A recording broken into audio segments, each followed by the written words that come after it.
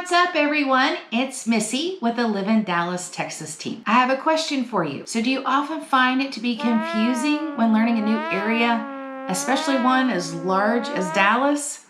Well, no worries. Your local and professional real estate team here is going to break it down for you area by area, and we're getting after it right now.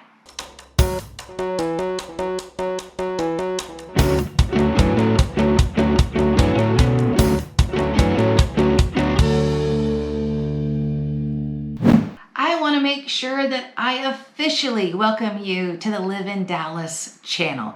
We are so glad that you're here. Our goal with this channel is to make sure you know what it's like to live, eat, sleep, and breathe Dallas, Texas, and surrounding areas. Today, we're going to look at the map. I'm going to show you exactly what it looks like a little north of Dallas with 4 hot areas that you're going to want to consider as your new home. Now, before we get started, I want to make sure that you hit that subscribe button and ring that bell so that you're notified every time we have a new video that's added to the channel. So if you have any questions, reach out. We can't help you if we don't know that you're thinking about moving here. So text, call, email. Our team at Live in Dallas here is happy to help you and assist you in any way possible. So here we go. Let's pull up the map. Dallas, Texas, home to a few of your closest neighbors, 6.5 million to be exact. So if that number scares you, if it's a little too close for comfort, have no fear. In this video, we're going to talk about 4 suburbs that are north of Dallas that are absolutely topping the charts. They are having extreme growth and wonderful amenities. So we're going to take a deep dive into those 4 subdivisions just here in a second.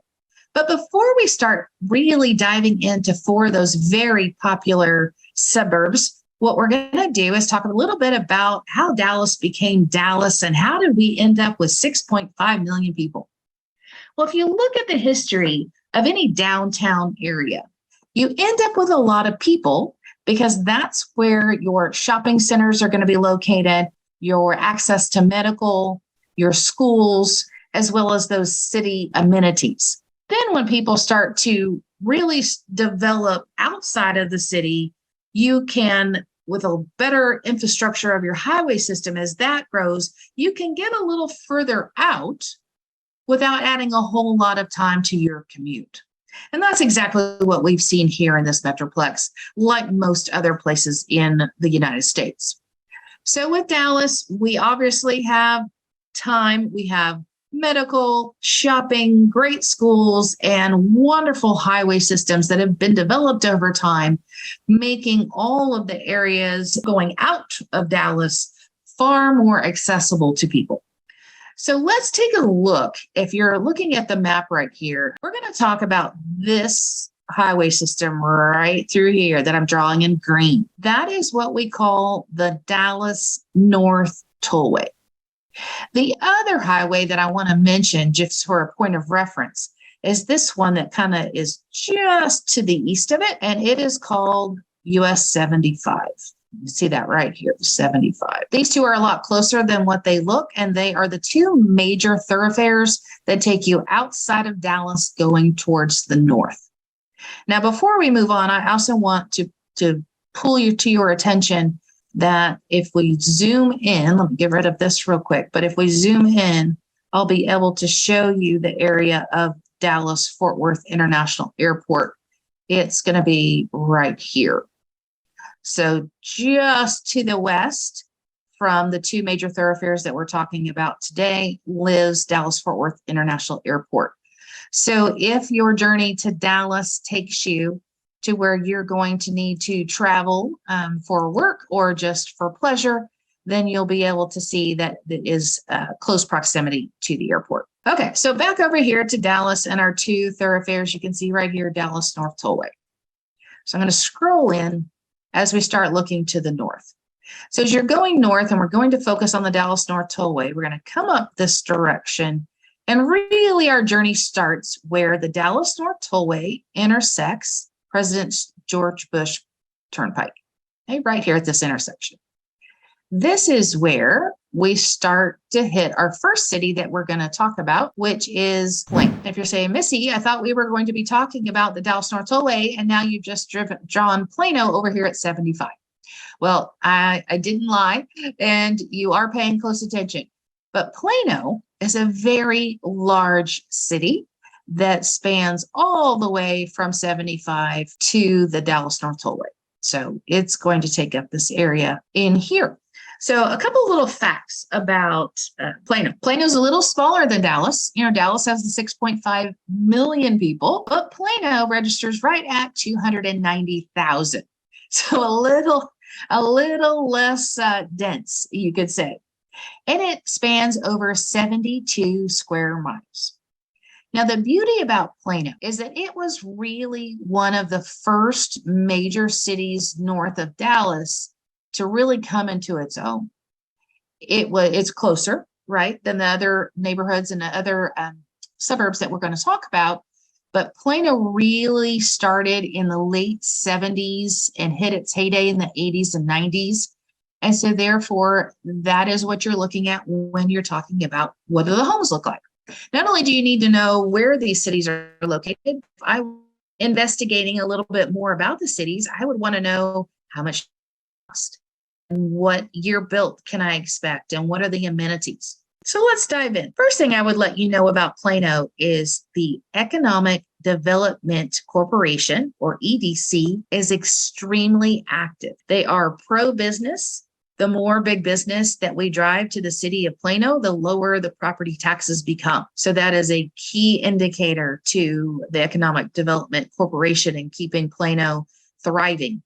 So a few of the big businesses that Plano has been able to secure and add to our city, it's going to be businesses like Bank of America, Ericsson, FedEx, Frito-Lay, Hewlett-Packard, McAfee, NTT Data, PepsiCo, Pizza Hut. I'm sure you've heard of a few of these. And then most recently, and the big claim to fame to what is going to lay the groundwork for future discussions, is going to be Toyota Motor North America. So you might have heard that they moved out of the state of California and opened up a billion-dollar complex in Plano, Texas, in July of 2017. I'm going to scroll up here just a moment, and I want to scroll up and show you exactly where Toyota and all of the new businesses that have recently joined the Plano area have landed. So if you look, my pencil back over here, you will see that Sam Rayburn Tollway crosses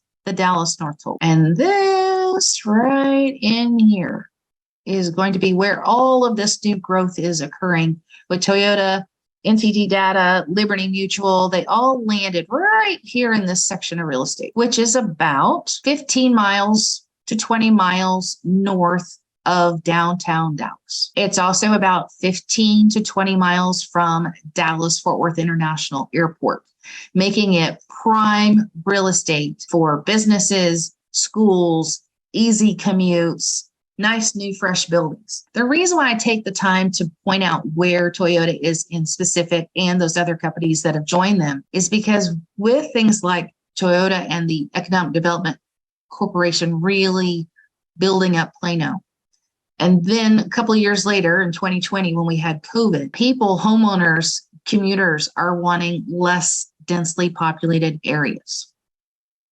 Also with new construction, we have also technology that has changed, making older buildings in downtown Dallas far less techy. It's cost a lot of money to put in and retrofit the highest, latest, and greatest technology. It's also very difficult when you have a lot of people for the parking. So parking becomes an issue on where to park in downtown high density areas, as well as the lack of technology, because it just costs so much money to retrofit those buildings. So with that, we've essentially found that downtown as we used to know it, being downtown Dallas, has moved to this corridor right here. Now, why is that important? Well, it's important because now, more so than ever, we're able to expand where people are commuting from and where they live. So Plano essentially becomes the new downtown Dallas, far less people at 290,000. Fantastic schools. They have a solid B rating. And now look, you just cross to the north of Sam Rayburn Tollway at the Dallas North Tollway. You enter the city of Frisco. If you haven't heard of Frisco, I'm going to make sure you know all about it now. So we're going to transition to the awesome city of Frisco. So Frisco is new and shiny and pretty and home to sports teams. So let me tell you a little bit about what we have cooking in Frisco. We have 218,000 residents that covers 68 square miles. And the city of Frisco in 2022 alone has already seen a 4% population increase or growth. So it has people's attention. People are moving there left and right. It is also very much pro-business with a very strong economic development corporation that's bringing in businesses like the Hartford, T-Mobile, Home Depot, and most recently, the PGA of America. So that is in development right now. Parts of it are open. I believe the first big tournament that the PGA is going to host in the area is going to be the seniors next March of 2023. So super excited to have the businesses and the PGA specifically take Frisco as their new home. In addition to the big businesses, we also have, I believe, 4 big sports teams. So the Dallas Stars practice facility, the Dallas Cowboys training facility, the FC Dallas soccer team, and the Frisco Rough Riders minor league baseball team all call Frisco home. So I can get my map back out here. It doesn't look like it's a big area, but it packs a huge punch. So all of this in here is just poised for amazing growth and development. They have Stonebriar Mall, which it looks like a beacon in the sky. It's just a huge shopping mall, as well as all kinds of new strip shopping centers, every restaurant you can imagine, parks, great schools. In fact, they have a A rating in the city of Frisco with their schools. Let's talk about the construction, because we talked about what you would find in the construction in Plano. So as you move to Frisco, the further you go north, the newer the homes become. The architecture changes ever so slightly, just simply because of the different changes in what's popular at the moment when they're putting up the sticks and bricks. You'll have 1-story and 2-story homes, no basements. You'll also have a lot of room between your neighbors. And the average home is built, I would say, in 2008. Average price is running in the mid 7s. And that's going to get you 3,000 or more square feet. Beautiful homes, beautiful communities, and a lot of big business, which makes Frisco extremely appealing. So if you look just to the north of Frisco, the second major city that we're going to talk about that's seeing explosive growth is going to be the city of Prosper. So Prosper picks up when the Dallas North Tollway crosses 380. So this is where it starts. Goes about just right here underneath the town of Salina, which we'll talk about next. So here we go with the city of Prosper. Let me tell you a little bit about Prosper. Of course, every city going north it grows kind of in order. So you notice it wasn't Dallas and then Prosper and then Frisco. It goes pretty much in order going from south to north. Dallas, followed by Plano, followed by Frisco, and now we're in Prosper. So Prosper has 35,000 residents. It covers 27 square miles, and they saw an incredible 6.43% population growth in 2022 so far. So extremely popular, mainly because, again, the new downtown being Plano and parts of Frisco are making it far easier and shorter commute times to live in the northern suburbs. So you can get from Prosper to downtown Dallas in 30 minutes. You can get to the Dallas-Fort Worth International Airport in 35 to 40 minutes. So still not a bad commute. We have these Dallas North Tollway as well as the other thoroughfares will move people quickly, never really having to stop too long in any type of traffic. Prosper is primarily residential, where we talked about a lot of big business and the Economic Development Corporation being really strong in Plano and in Frisco. Prosper turns more residential or community minded. So you will definitely have retail, but it's primarily retail. So you have places to shop, local grocery stores, a lot of parks, a lot of city spaces that you can utilize, but the big corporations are south. So you've got that. It is all up and down the Dallas North Tollway and 380. And our average year built, because we're going to get newer, the further north we go, it gets newer. So our average year built is going to be 2014. They're looking at the average pushing in the 800,000 range. That's going to get you just under about 3,500 square feet or larger. And again, it had a huge population growth just this year alone at 6.43. The schools have a solid A+ rating, and it is absolutely a friendly, neighborly place to raise your children. Your four-legged ones as well, or just hang out by yourself if you're empty nesters or single. It is welcoming to all, but it is that welcoming, community-friendly environment. We're going to round out the discussion talking about our next city, which is Salina. Okay, so here we are with Salina. Salina, and some people mispronounce it, but as a Texan and a native Texan, I would say it's definitely called Salina, Texas. And Salina is the smallest so far of our cities.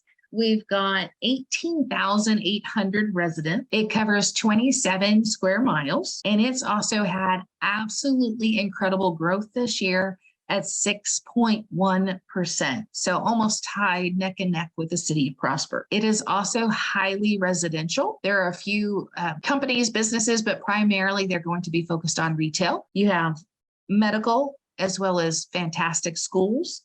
The schools come in at another A rating. So excellent schools for Salina as well. Salina, I would say, has the most hometown feel without it feeling old. So they have a historic downtown that is cute and quaint and revitalizing the downtown area with shops and restaurants. In fact, their downtown the first Friday of every month has the Friday market where they have vendors come in and set up shop in the central corridor there, and people and neighbors just get out and walk and try the local fare. And it's absolutely incredible. Salina currently still has land to roam. So if you're looking for a house that is larger than a typical subdivision feel, Salina would be one that you should consider. You can still find a house and build a house if you so choose from scratch at a half acre, or more. And I would say before this point, the land has been taken up as far as sold out in Plano, push and sold out in Frisco. Might be able to find a nugget or two in Prosper with a little bit more acreage, but it's going to be very pricey. But Salina is definitely your place to really investigate if you're looking for more land. The average house is built in 2016. You're looking at low sevens for the average sales price. And that's going to get you roughly 3,000 square feet. The other thing I would say about the little town of Salina is that it is thoughtful in its community amenities and the subdivisions.